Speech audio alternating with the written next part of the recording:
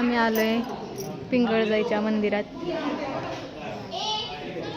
ते सोनाचा अवतार बघा.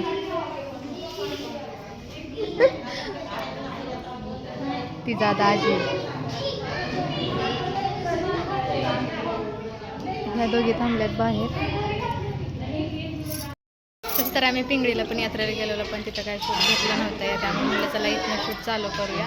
अचानक जायचं ठरलं, त्यामुळे गडबडीत सगळं आवरलं होतं. तर चला आता जातो आतमध्ये, पाया बिया पडतो. लय ऊन आहे आणि पाय तर इतकं भाजत होतं ना, काय सांगू तुम्हाला, प्रचंड. तिला उचलून घेतलेलं, पण आमची हालत विचारण्यासारखी झालेली.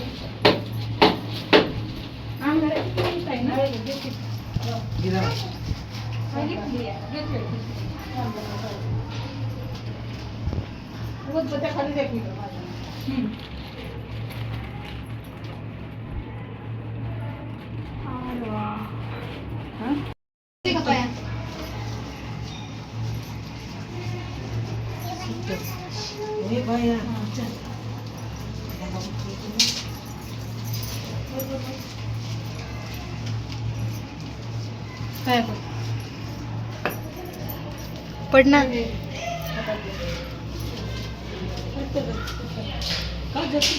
मी बॅगच नाही आणली. होतं 5 रुपये, पण बॅगच नाही आणली.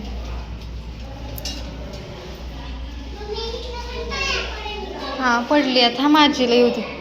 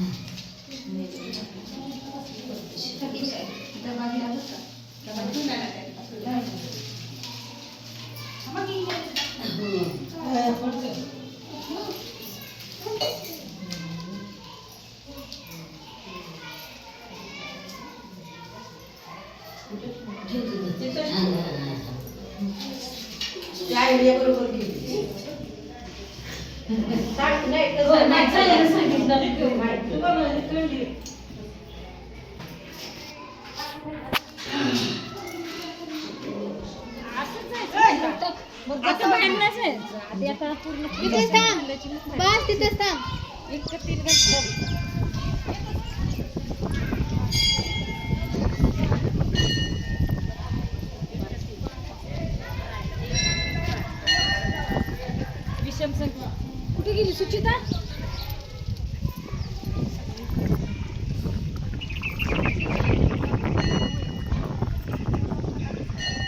उभा घेऊ का?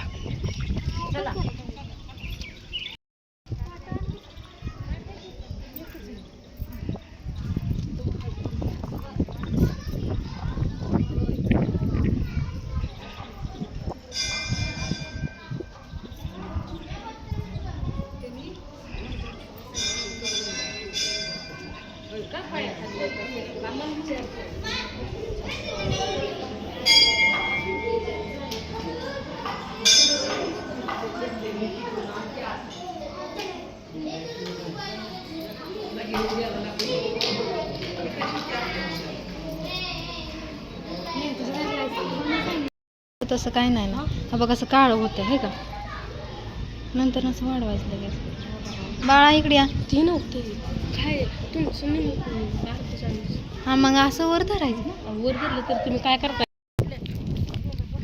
ऊन लागतंय म्हणजे खतरनाक.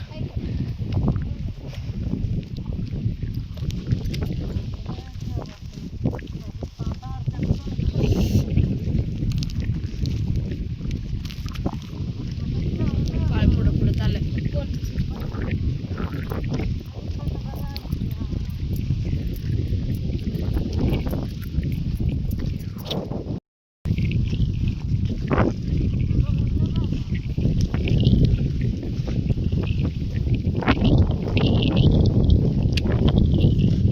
काय होतंय रे? काय होतंय?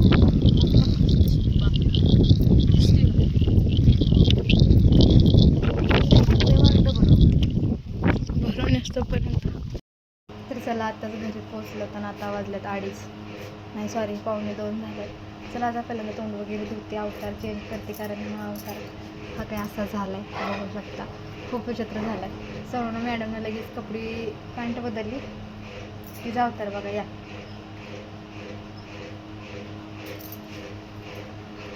कशी दिसते विचित्र झाली, कारण केसांना तेल लावलं नव्हतं ना, आम्ही गडबडीत अचानक जायचं ठरलं ना, त्यामुळे तो तिचा तसा अवतार आहे.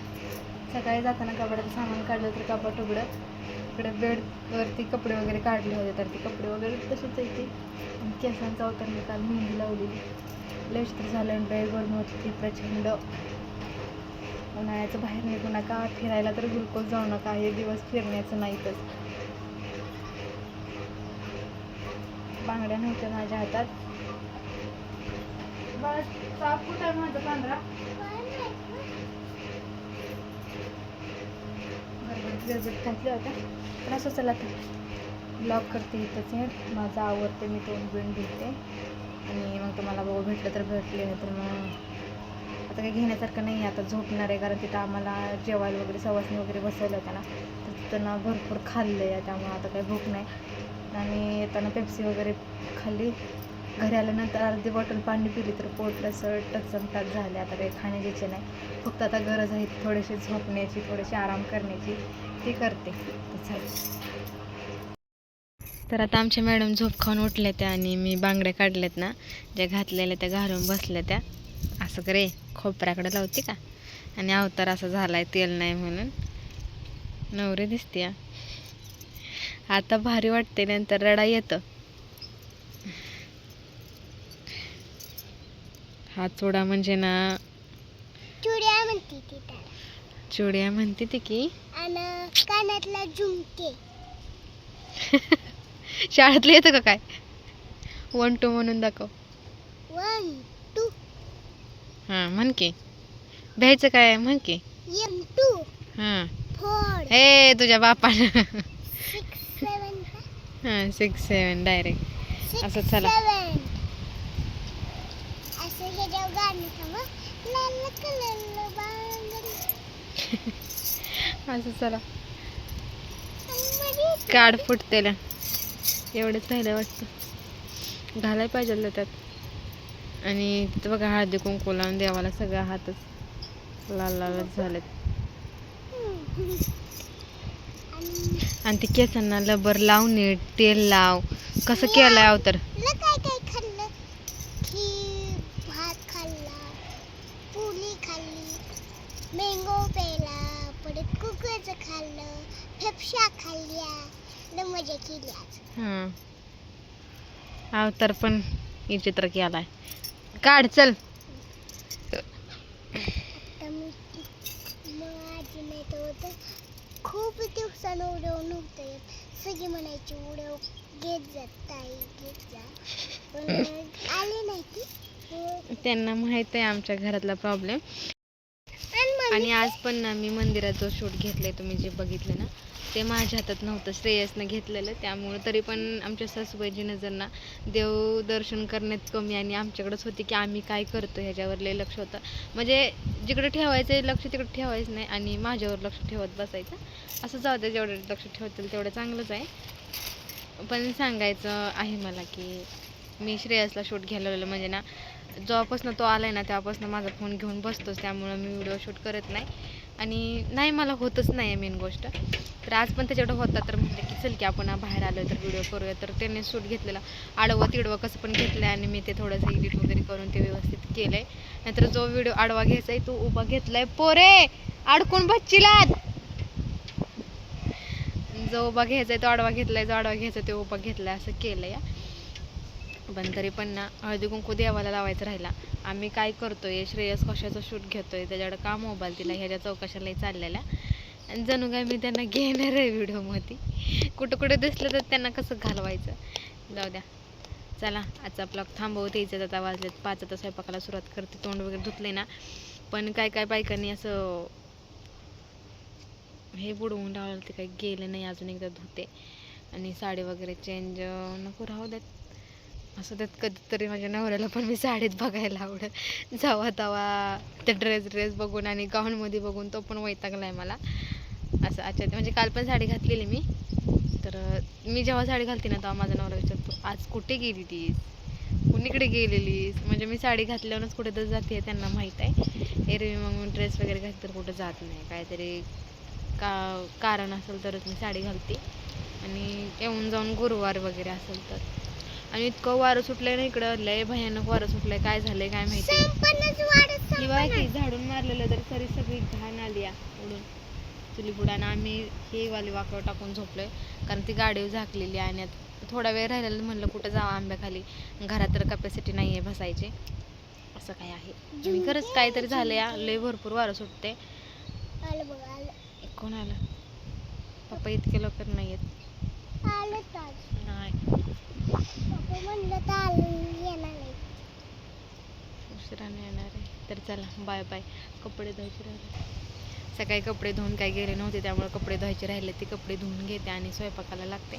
कपडे काही जास्त नाही आहेत, अर्धे कपडे मशीनला लावली होते मी सकाळी, तर ते अर्धे झाले. आता फक्त आमच्या दोघींच्या येते ते आता हातानंच धुवून टाकते. त्यासाठी मशीन नाही लावत बसत कारण पाणी नाही आहे.